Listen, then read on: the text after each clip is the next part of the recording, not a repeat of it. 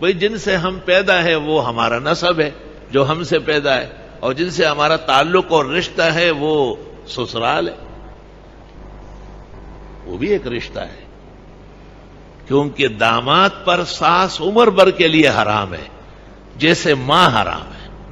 جس کو فقہا حرمت تعبید کہتے ہیں، ہمیشہ کی حرمت۔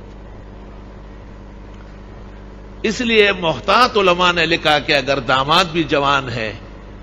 اور ساس صاحبہ بھی بہت ہی موڈی قسم کی ہے، رنگوں کو پسند کرتی ہے، تو بہت زیادہ قریب نہ رہا کرے۔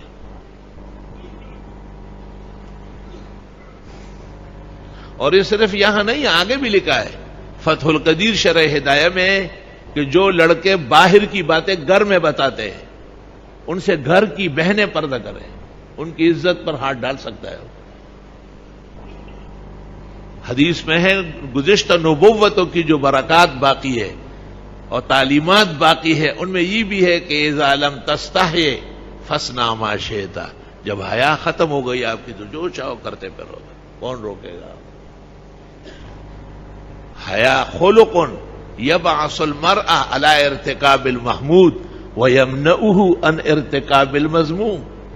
ایک ایسا اخلاق اور استعداد اللہ مومن کو دیتا ہے کہ اچھے کام خوشی سے کرتا ہے اور برائیوں سے بہت تکلیف محسوس کرتا ہے اور تیار نہیں ہے اس کے لیے۔